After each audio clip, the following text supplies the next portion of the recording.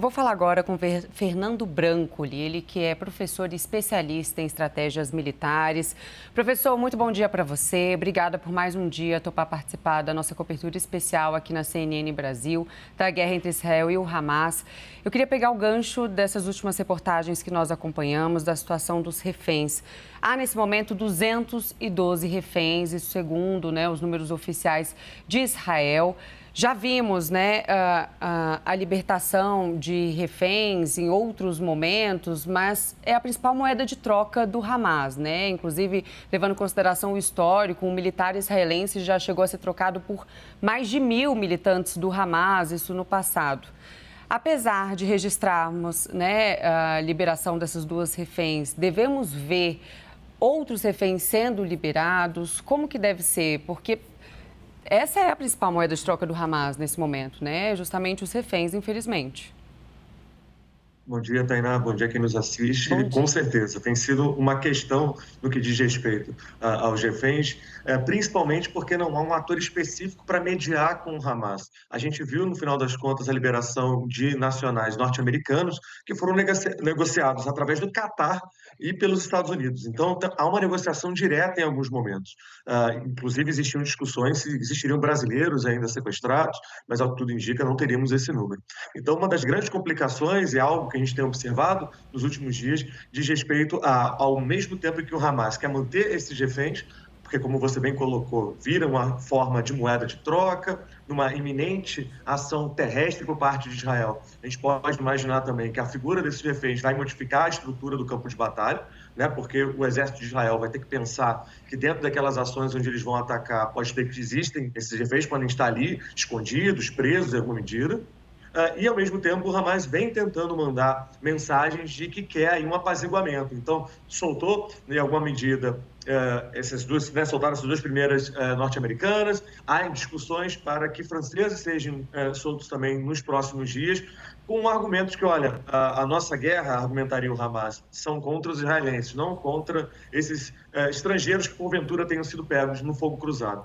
O problema, Tainá, como a gente bem sabe, é que não é fácil, inclusive, circular essas pessoas dentro de Gaza. A gente vem comentando aqui na programação que Gaza é uma região densamente populacionada, muita gente mora em Gaza, a gente tem os ataques de Israel que continuam, os bombardeios, então mesmo a saída de alguns desses reféns já não é, do ponto de vista logístico, muito fácil de ser feito. Então a gente vem acompanhando, claro, o desespero das famílias que não sabem nem como é que estão os seus familiares, mas do ponto de vista prático, as notícias não são tão boas assim. Uhum. Professor, e levando em consideração a situação desses reféns, estamos também na iminência de uma incursão terrestre. O que a gente deve ver nessa incursão terrestre? Também registramos que tanques israelenses acabaram se posicionando ali ao sul também da faixa de Gaza. Antes nós falávamos muito sobre uma incursão terrestre apenas ao norte da faixa de Gaza. Mas como deve acontecer?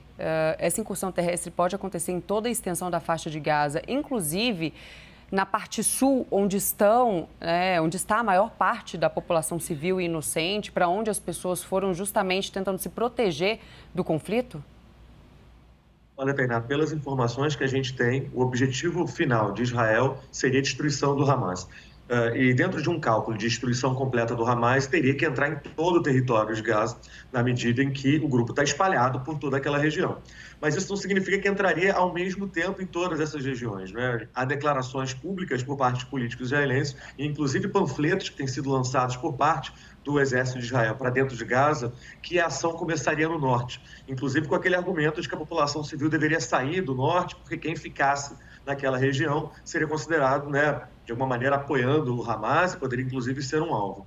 Mas, independente se vai ser, num primeiro momento, uma guerra já completa em todo o território de Gaza, ou mesmo no norte, a gente está falando de um novo estágio do conflito que vai ser bastante sangrento.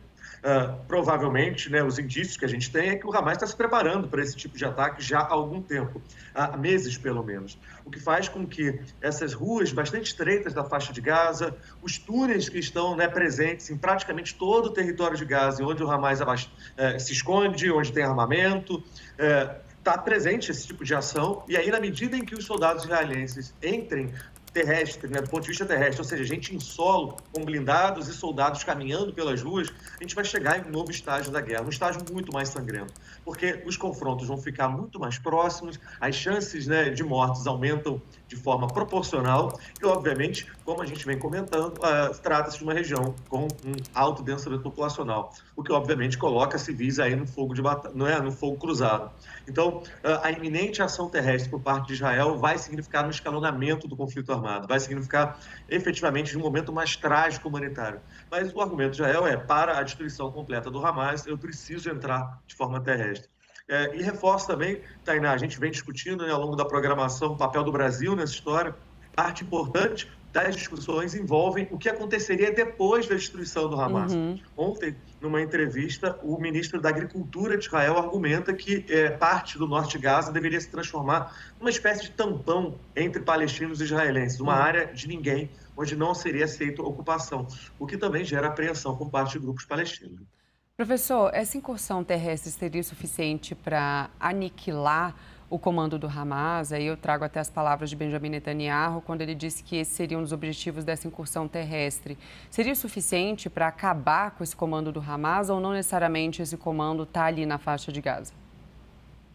Tainá, eu gosto de lembrar que o Hamas não é só um grupo com um braço militar, mas também de governança, né? Eles vencem uma eleição em Gaza no final de 2006 para 2007, depois nem deixam ter outra eleição, então permanecem no poder. Então a gente tem, para além dessas figuras que têm capacidade militar, generais, que seriam equivalentes a generais e soldados, tem uma espécie de burocracia do Hamas dentro de Gaza. Pessoas que coletam impostos, que cuidam de parte burocrática, inclusive alguns hospitais teriam funcionários que recebem pagamento por parte do Hamas.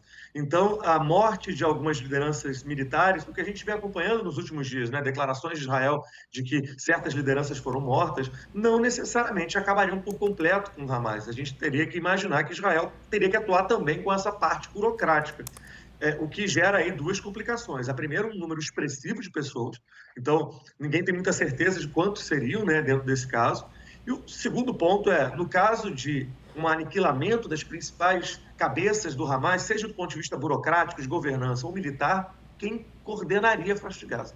Né? Quem queria administrar esses espaços? Quem pagaria os médicos? Quem faria esse tipo de ação? Então, a gente tem aí uma situação bastante complexa, em que, ao mesmo tempo que Israel argumenta que, para evitar um novo ataque como aquele do Hamas, que a gente acompanhou há mais de 10 dias atrás, ele precisa assassinar e acabar com as lideranças do Hamas, deixa, inclusive, em aberto quem vai coordenar Gaza depois. Então, a situação não é definitivamente fácil e a gente não tem respostas muito simples para isso. É uma situação absolutamente dramática, né? Professor Fernando Brancoli, dando uma aula aqui para a gente ao vivo na CNN Brasil. Obrigada. Daqui a pouco a gente conversa um pouquinho mais.